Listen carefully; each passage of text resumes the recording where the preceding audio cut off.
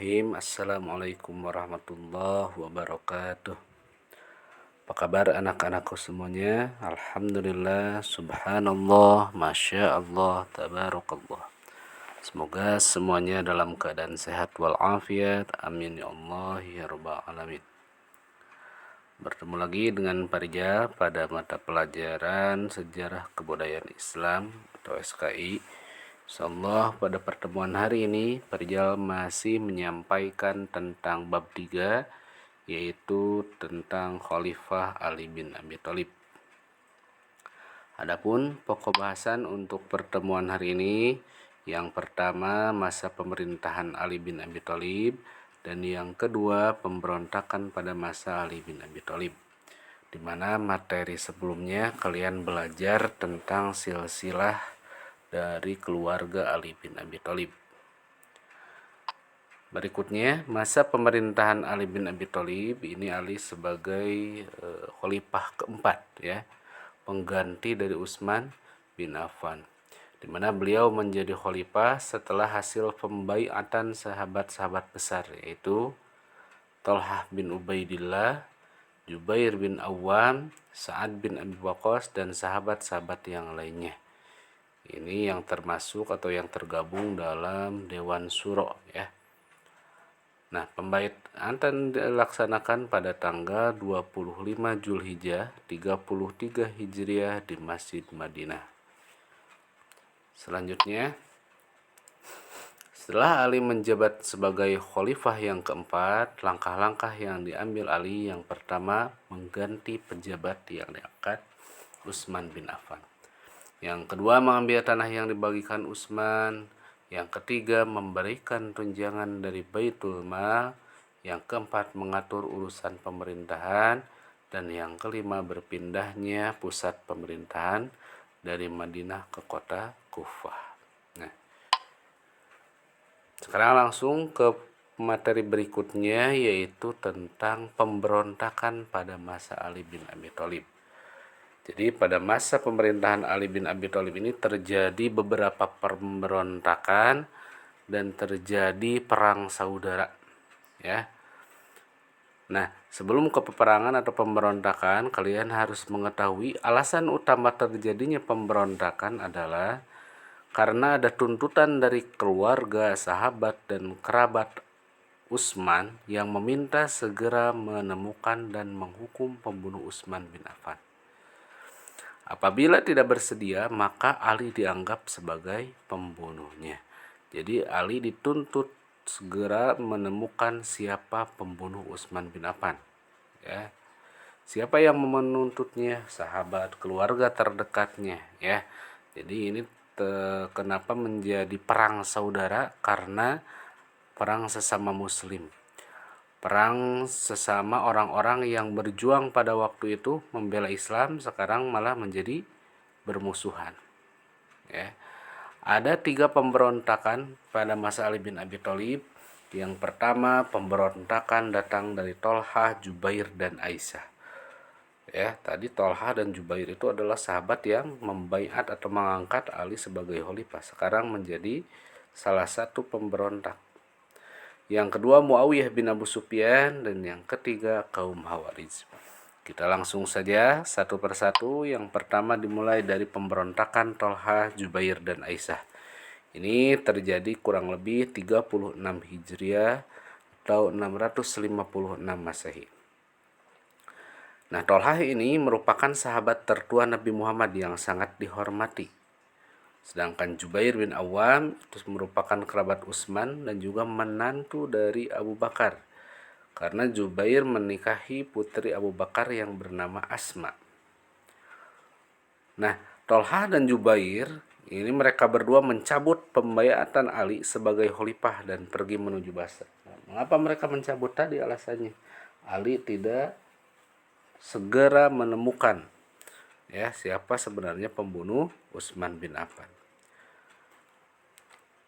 Pada awalnya Ali mengajak berunding, tetapi tidak ditanggapi oleh Thalhah dan Jubair. Jadi alasan damai bermusyawarah sudah dilakukan Ali, tetapi tidak ditanggapi oleh Jubair dan Thalhah. Akhirnya terjadilah peperangan yang dahsyat di mana Aisyah ini istri Rasul ya, mengendarai unta untuk menghadapi musuhnya. Maka disebutlah perang ini perang Jamal ya. Yang harus kalian garis bawahi adalah nama perangnya adalah perang Jamal. Kenapa disebut perang Jamal? Karena ketika berperang Aisyah mengendarai unta. Jamal itu bahasa Arab Jamalun ya, unta artinya. Ali berhasil mengalahkan lawannya termasuk Tolhah dan Jubair terbunuh di peperangan. Sedangkan Aisyah ditawan karena masih menghormatinya sebagai Ummul Mukminin. Ummul Mukminin itu adalah ibunya orang-orang yang beriman. Itu pemberontakan yang pertama. Jadi nama pemberontakannya adalah datang dari Tolhah, Jubair dan Aisyah. Nama peperangannya disebut perang Jamal. Pemberontakan yang kedua datang dari Muawiyah bin Abu Sufyan. Muawiyah dan pengikutnya tidak pernah mengakui kekhalifahan Ali bin Abi Thalib. Mereka menganggap Ali bersekongkol dengan pemberontakan yang membunuh Utsman. Lagi-lagi alasan utamanya adalah mereka menuduh bahwa Ali adalah pembunuh Utsman, bekerja sama untuk membunuh Utsman. Setelah perang Jamal selesai, Ali segera berangkat ke Damaskus. Ternyata Muawiyah telah bersedia menghadangnya di sebuah tempat yang bernama Siffin, ya, nama tempat di Damaskus ya yang disebut Siffin. Oleh karena itu dinamakanlah peperangan ini disebutnya perang Siffin. Nah, pada perang Siffin ini terjadi peristiwa tahkim atau arbitrase. Jadi seperti biasa Ali mengajak berdamai terlebih dahulu ya, tetapi tetap terjadi peperangan. Setelah terjadi peperangan, musuh akan segera kalah, ini sebentar lagi kalah, tetapi mereka meminta tahkim, bermusyawarah ya, di mana dari pihak Muawiyah ini diwakili Amr bin As, sedangkan dari pihak Ali diwakili oleh Abu Musa al-Asy'ari ya. Hasil dari musyawarah tersebut, hasil dari tahkim tersebut bahwa Ali dan Muawiyah harus sama-sama melepaskan jabatannya. Ini merupakan akal-akalan dari Muawiyah bin Abu Sufyan yang diwakili oleh Amr bin As. Setelah keduanya menyetujui Ali melepaskan jabatannya sebagai khalifah, mereka langsung merebut kekuasaan dengan apa? Menyebut bahwa sekarang pengganti Ali adalah Muawiyah bin Abu Sufyan. Ya, itu kelicikan mereka. Karena Ali sudah berjanji untuk mengikuti apa yang terjadi di tahkim tersebut, makanya Ali mengalah. Dari peristiwa tersebut banyak pendukung Ali yang merasa kecewa terhadap keputusan Ali bin Abi Thalib. Ya. Itulah nama perangnya disebut perang Siffin. Yang ketiga pemberontakan dari kaum Khawarij. Siapa kaum Khawarij? Ini nyambung dengan yang tadi ya. Kaum Khawarij itu adalah orang-orang yang keluar dari pasukan Ali karena mereka tidak puas atas keputusan Ali pada peristiwa tahkim tadi yang memutuskan Ali setelah bermusyawarah harus melepaskan jabatannya, padahal itu akal-akalan mereka supaya posisi khalifah kosong dan diganti oleh Muawiyah. Ya, akhirnya Ali mengikuti hasil tahkim tersebut. Nah, orang-orang yang tidak puas atas keputusan Ali disebut kaum Khawarij. Mereka asalnya pendukung Ali menjadi musuh Ali. Nah, panglima perang dari kaum Khawarij ini bernama Sibi bin Rubi At-Tamimi, sedangkan Abdullah bin Wahab Ar-Rasibi sebagai pemimpin keagamaan. Pada tahun 658, Ali menyerang kaum Khawarij di Nahrawan. Ya, maka disebutlah perang Nahrawan. Sama ini juga nama tempat ya. Kaum Khawarij menetapkan 3 orang untuk membunuh Ali, Muawiyah, dan Amr bin As. Jadi kaum Khawarij itu sasarannya bukan Ali saja, tetapi siapa?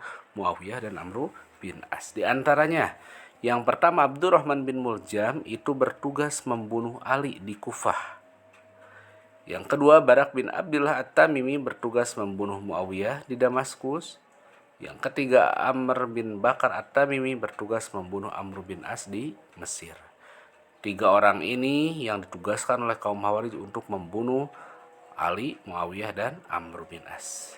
Dan dari 3 orang ini yang berhasil menjalankan tugasnya adalah yang pertama yaitu Abdurrahman bin Muljam. Abdurrahman bin Muljam berhasil membunuh Ali bin Abi Thalib di Kufah. Ya, ini akhir pemerintahan Ali bin Abi Thalib. Tadi Abdurrahman berhasil membunuh Ali di Kufah. Ia menusuk Ali bin Abi Thalib ketika mengerjakan sholat subuh.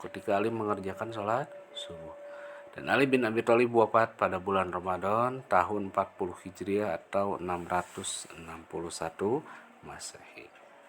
Masa pemerintahan Ali bin Abi Thalib berlangsung selama 4 tahun. Dan Ali wafat dalam usia 60 tahun. Itulah sekilas materi tentang beberapa pemberontakan terhadap Ali bin Abi Thalib. Terjadi perang saudara dari orang-orang terdekatnya yang beralasan bahwa mereka menuduh Ali lah yang membunuh Utsman bin Affan, padahal tidak seperti itu, ya. Tadi pemberontakan yang pertama, Tolhah, Jubair, dan Aisyah disebutnya perang Jamal. Kemudian pemberontakan dari Muawiyah bin Abu Sufyan disebutnya perang Siffin. Dan yang terakhir pemberontakan dari kaum Khawarij disebutnya perang Nahrawan. Hanya itu yang dapat Parija sampaikan. Semoga kalian bisa memahami apa-apa yang disampaikan oleh Parija. Kita akhiri dengan bacaan hamdalah sama-sama. Alhamdulillahirrabbilalamin. Akhirul kalam. Wassalamualaikum warahmatullahi wabarakatuh.